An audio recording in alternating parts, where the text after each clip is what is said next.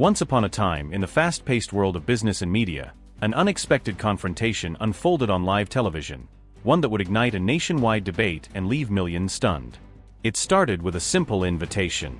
A short, formal email arrived late in the afternoon, sent from the producers of The Morning Exchange, one of the most-watched talk shows in the country. They wanted Darius Bell, the CEO of Innovis, to be a guest on an upcoming segment about diversity in business. On the surface, it seemed like an incredible opportunity. National exposure. A chance to speak about his journey. But Darius had seen this game before. He had watched how mainstream media suddenly remembered black entrepreneurs existed, pulling them into the spotlight for a fleeting moment, offering applause, and then moving on to the next trending topic. He knew how these segments worked. They weren't really about celebrating success.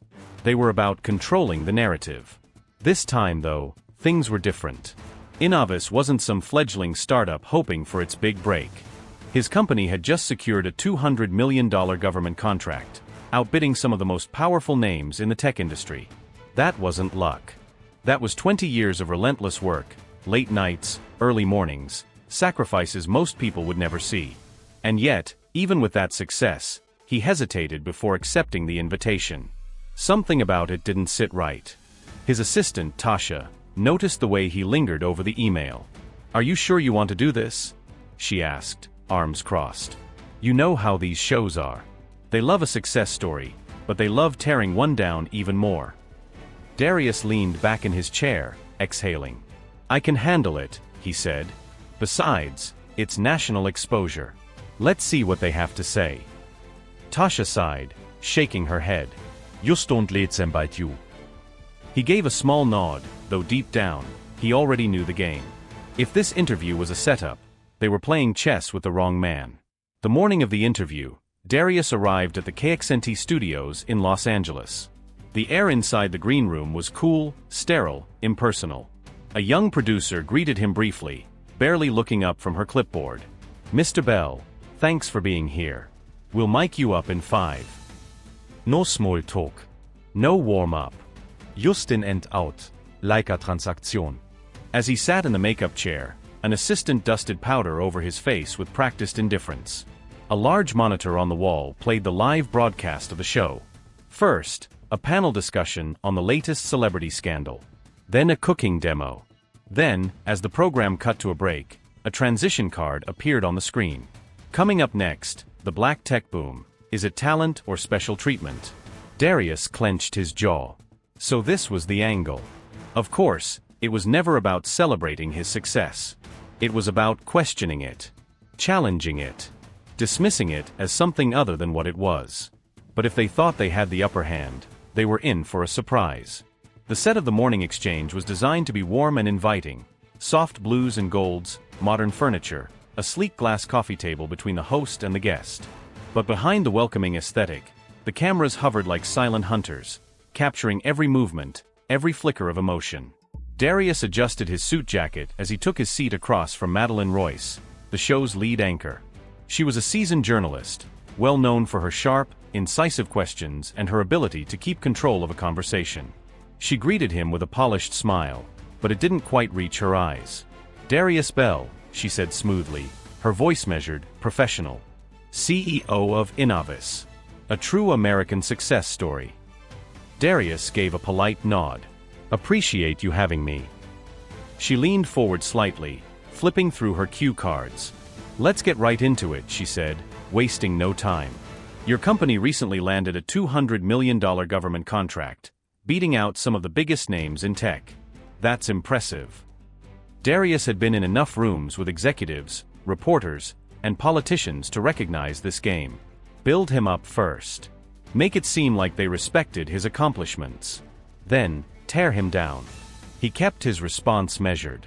"It was a long process, but yes, we put in the work. We developed a security encryption system that outperformed our competitors. Simple as that." Madeleine nodded, her expression neutral. "Some have called it groundbreaking."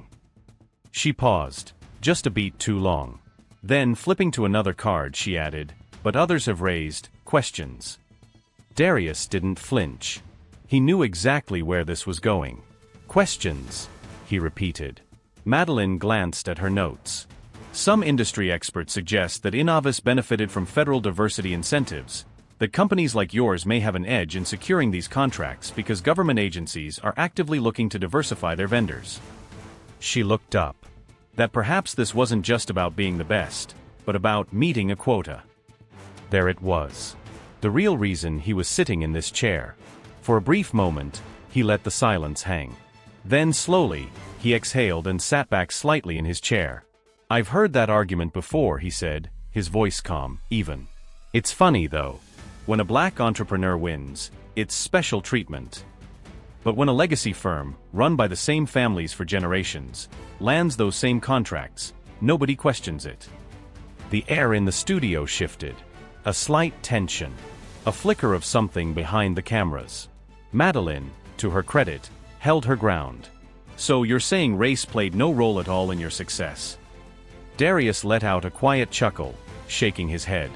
"Let me ask you this," he said. "When SpaceX won its NASA contracts, was it because Elon Musk met a diversity quota? When Jeff Bezos landed government deals for Blue Origin, was it because of his background?" He tilted his head slightly. "Or do we only ask these questions when the CEO looks like me?" A brief silence. A shift in the energy. For the first time, Madeline blinked. But she wasn't done. Not yet. She had more cards to play, and she was about to lay down her next move, the one that was meant to rattle him. What she didn't know was that Darius Bell was not the kind of man who could be shaken. The moment Darius Bell stepped into the backstage area of the morning exchange, he could feel it. The air was sterile, the atmosphere tense. There was no warm welcome, no small talk, just a young producer who barely looked up from her clipboard as she hurried past him. "Mr. Bell, thanks for being here. We'll mic you up in 5. And that was it. No pleasantries. No attempt to make him comfortable. Just akkult. Transaktionalprozess. He adjusted his suit cuffs, rolling his shoulders to shake off the stiffness creeping in. His eyes flickered to the monitor mounted on the wall. The show was still live, currently in the middle of a segment on celebrity scandals.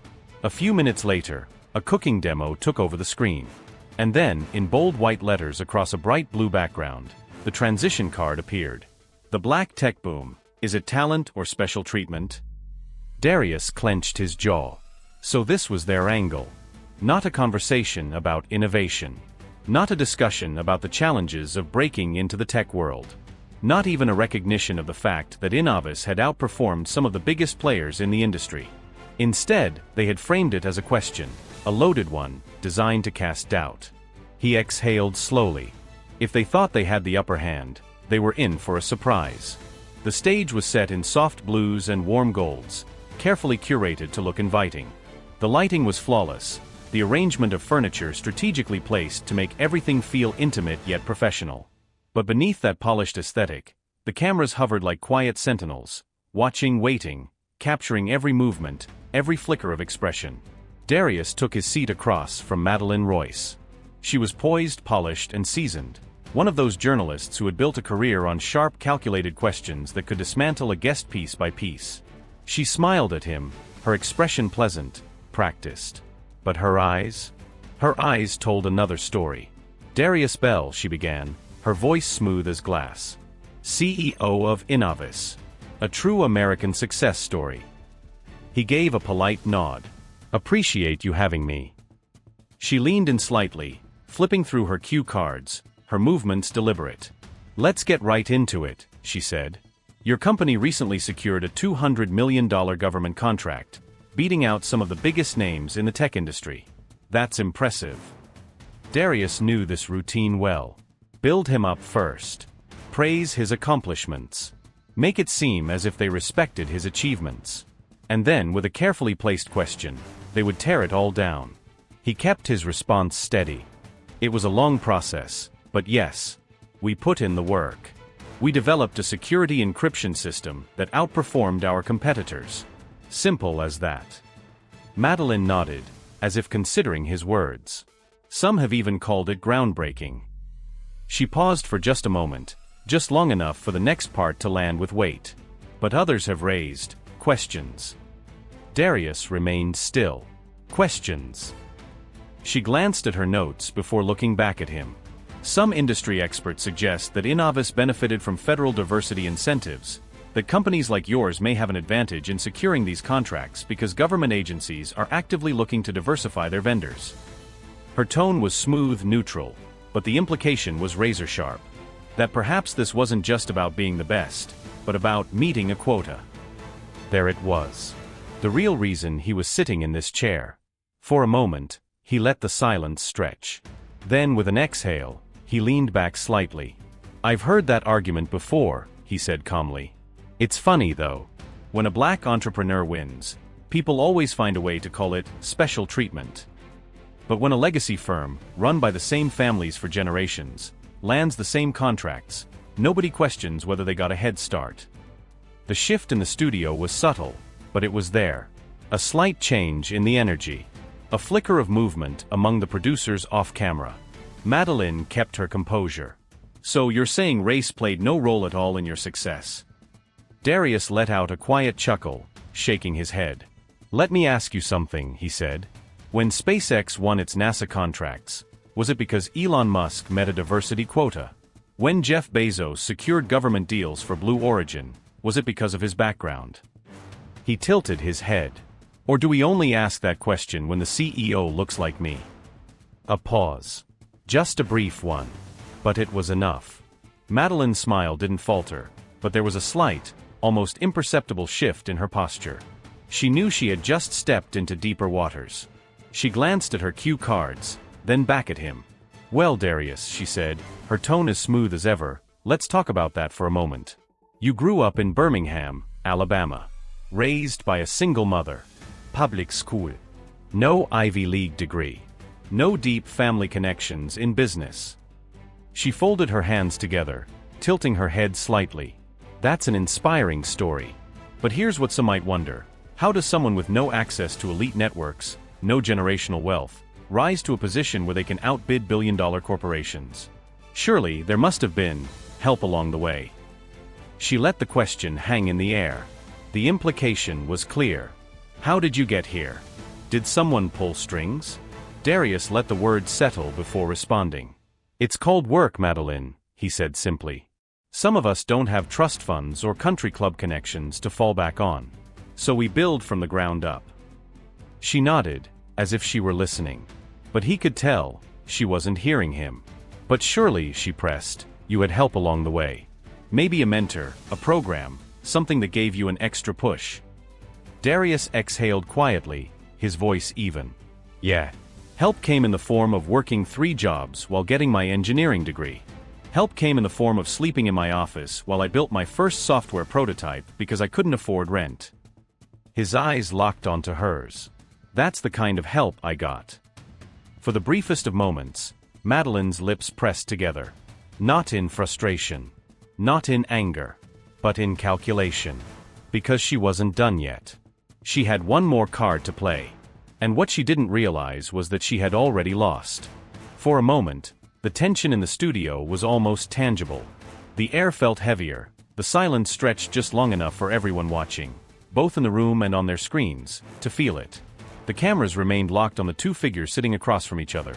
Darius Bell, composed and unwavering, and Madeline Royce, still wearing that careful, practiced smile. But something had shifted. Madeline, however, was not the type to retreat. "So," she continued, her voice smooth but laced with something sharper underneath. "You don't believe race played any role in your company's success?" Darius let out a quiet breath. He had been waiting for this. "Let me ask you something," he said, voice steady but pointed. "When SpaceX won its NASA contracts, was it because Elon Musk met a diversity quota? When Jeff Bezos secured billion-dollar deals for Blue Origin, was it because of his background?" He tilted his head slightly, watching her carefully. "Or do we only ask that question when the CEO looks like me?" Silence. It was subtle, but for just a fraction of a second, Madeline hesitated. It was the first real crack in her facade.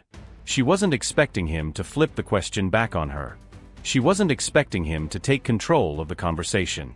But she recovered quickly, her expression smoothing over as she glanced down at her notes, searching for her next move. "Well, Darius," she said finally, her tone shifting into something more calculated. Some would argue that your own success proves the system isn't as unfair as people claim. That if systemic racism were truly as much of a barrier as many say, you wouldn't be sitting here today, leading a multi-million-dollar company, winning government contracts, and thriving in an industry dominated by legacy corporations.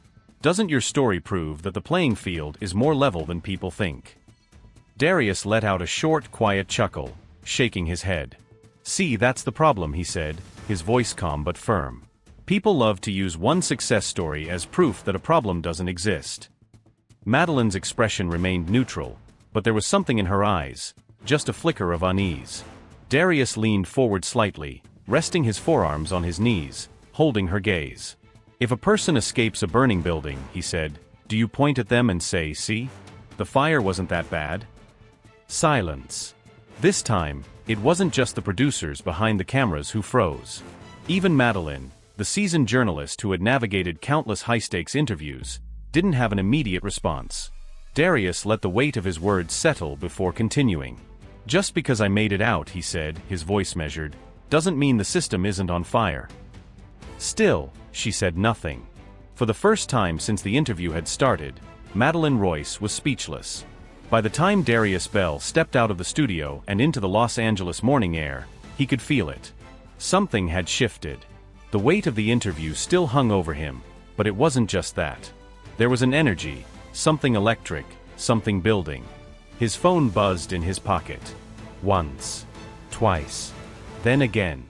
By the time he reached his car, it was a storm. Calls. Texts. Notifications flooding his screen. And then, the first headline appeared. Black CEO shuts down TV host on live air. His response leaves America shocked. The clip spread like wildfire. Within the hour, it was everywhere. Twitter, TikTok, Facebook, platforms lighting up with debates, think pieces, and hot takes. People weren't just watching the exchange. They were dissecting it, analyzing every moment, every pause, every shift in the conversation. On one side, there were those who saw Darius as a truth-teller, someone who had dared to say what so many had felt for so long but never had the platform to express.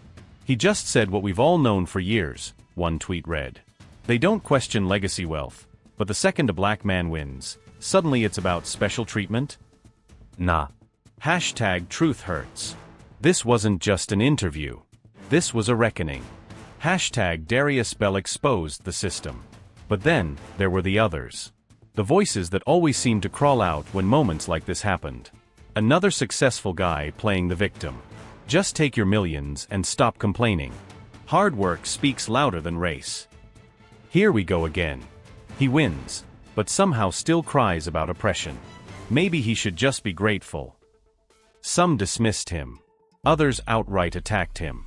The comment sections under the video turned into battlegrounds, a war of perspectives, a collision of two Americas that had never truly seen eye to eye. By midday, the media had caught on. CNN ran the headline, a viral moment that forces America to rethink meritocracy. Fox News took a different route. Darius Bell, entrepreneur or activist? Business Insider published an in-depth analysis, what this viral interview reveals about race and success in America. And then, of course, the Morning Exchange released their own carefully worded statement. Viva lue open dialogu en diverse perspektives. While today's discussion became more intense than expected, we stand by our commitment to fair conversations. It was a classic PR move, neutral, measured, attempting to control the damage without taking a stance. Darius laughed when he read it. Fair, they said. Right. His assistant, Tasha, called him. Do you realize what you just did? She asked, half laughing, half exasperated. Not exactly my plan, he admitted.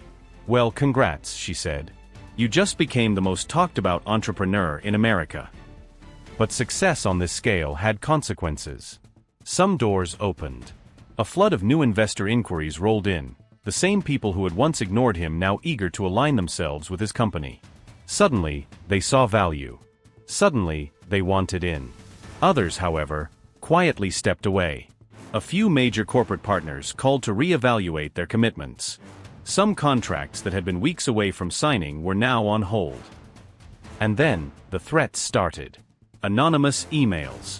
Phone calls with no caller ID. And one morning, An unmarked package left outside the headquarters of Innovis. No explosives. No poison. Just a single sheet of paper.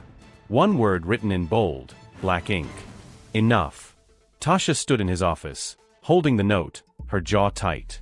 You need security, she said. Darius exhaled, rubbing his temples. He had known this would come. Any time a black man spoke too boldly, too unapologetically, there was always pushback. The only question now was, what would he do next? He could step back. Let the noise die down. Get back to business. Or he could lean into the moment. Not for attention. Not for clout. But because the fire had already started, and he wasn't the type to let it burn out in silence. Tasha walked back over, a folder in hand. We just got an offer, she said. From who? A network, she said. They want you to do a televised special. A full sit-down, one-on-one. A deep dive. Race, business, the system, on your terms. Darius looked at the folder for a long moment, then leaned back in his chair. So now they want to listen, he said. Tasha smirked. Seems like it. Then, after a beat. What do you want to do? Darius tapped his fingers against the desk. He could walk away. Let them spin the narrative however they wanted. Or he could step into the fire. He picked up the folder, flipped through the pages, then set it down. Tell them I'll do it, he said. Tasha raised an eyebrow. You sure? He nodded. Yeah, but on my terms. Because if the system was going to put him under a spotlight, then he was damn sure going to control the narrative. The world was still buzzing. Days had passed since the interview, but the shockwaves hadn't faded. If anything, they had intensified. News anchors dissected every word he had said. Social media was still a battleground of debates, support, and criticism. Some called him a voice for a new generation of entrepreneurs. Others dismissed him as just another loud figure stirring controversy. But one thing was undeniable: no one could ignore him anymore. Darius sat in his office, the city skyline stretching beyond the floor-to-ceiling windows. The world outside moved as if nothing had changed, but he knew better. His phone was still flooded with messages, some from investors suddenly eager to meet, others from corporate partners quietly distancing themselves. And then there was the offer. Tasha placed the folder on his desk. They want you to do a televised special, she said, watching his reaction carefully. A full hour. No panel discussions. No interruptions. Just you. A deep dive into race, business, and the system, on your terms. Darius didn't answer right away. He leaned back, staring at the folder, tapping his fingers against the desk. This could go a lot of ways, Tasha continued. You could shape the narrative, tell your story the way it was meant to be told. Or they could twist it, he finished. She nodded. Or they could twist it. He knew how media worked. He had seen how stories were framed, how narratives were spun to fit an agenda. He had just lived through it. There were two paths in front of him. The first was easy. He could step back. Let the conversation die down. Return to his company, focus on the work, and let the world move on. The cycle would continue, as it always did. Something new would grab the headlines. Another controversy. Another debate. And eventually, his name would fade from the trending lists. Or he could step forward. Not just to respond. Not just to defend himself. But to control the conversation. He had spent 2 decades building something from nothing, proving himself in an industry that wasn't designed for people like him. And yet, the moment he won, the moment he reached the top, people questioned how he got there. As if success couldn't belong to him the way it belonged to others. That was the part that needed to be said. That was the truth people were either too afraid to confront or too comfortable to acknowledge. Tasha sat across from him, waiting. You don't have to do this, she said finally. It's your choice. He exhaled slowly. They had put him under the spotlight, hoping to make him stumble. Instead, he had turned the light back on them. And now they wanted more. Maybe it was time to give it to them. But this time, he would be the one holding the mic. He reached for the folder, flipping through the proposal one more time. Then, setting it down, he looked up at Tasha. Tell them I'll do it, he said. She raised an eyebrow. You sure? His voice was steady. Yeah. But it's going to be on my terms. She nodded. Then let's make it count. Outside, the city kept moving, unaware of what was about to come. Because this wasn't just another interview. This was a statement. A reckoning. And this time, no one else would get to control the story. The story of Darius Bell wasn't just about one interview. It wasn't just about one man facing off against a journalist on live television. It was bigger than that. It was about a question that had existed for generations. A question that every entrepreneur, every innovator, every trailblazer who didn't fit the traditional mold had to ask themselves at some point in their journey. Do you succeed by playing by the rules of a system that was never designed for you? Or do you rewrite the rules entirely? Darius had built his company brick by brick, with no shortcuts, no special favors, no inherited wealth. And yet, even after winning, he had been forced to defend his success as though it was something he hadn't truly earned. Why? Because when people like him made it, the system demanded an explanation. It couldn't just be hard work or brilliance or strategy. It had to be something else, something external, something that fit the narrative people were comfortable with. But Darius had a different question. Why wasn't this same scrutiny applied to the CEOs who had their paths paved for them before they ever stepped into a boardroom? Why weren't their advantages questioned? Why wasn't their success picked apart and attributed to factors beyond their talent? The truth was simple. The system wasn't built to question them. It was built to protect them. And that's what made moments like this matter. Because success wasn't just about getting through the doors. It was about who was allowed to walk through without question, and who had to fight just to prove they belonged. Darius had made his decision. He wouldn't be silent. He wouldn't let the system define the terms of his success. He would take control of the story, of the moment, of the conversation. But what about everyone else? That was the real question. Because every person watching, every person arguing about what had happened, every person who had ever felt the weight of a system pressing down on them, at some point, they would have to make the same choice. Do you play the game the way it's always been played? Do you accept the way things are, hoping to carve out a space for yourself within a structure that was never meant to include you? Or do you tear the whole thing down and build something new? That's not just a question for Darius Bell. That's a question for all of us. So, what do you think? Does success mean mastering the rules of a broken system? Or does it mean rewriting them altogether? If this story made you think, don't just scroll away. Take action. Like this video to help spread awareness. Share it with your friends and family, because conversations spark change. Comment below and tell us your thoughts. Have you ever witnessed an abuse of power? Let's talk about it. Follow our channel for more powerful real-life stories. And turn on notifications so you never miss an update. Change starts with awareness. Awareness starts with you. Be part of the movement.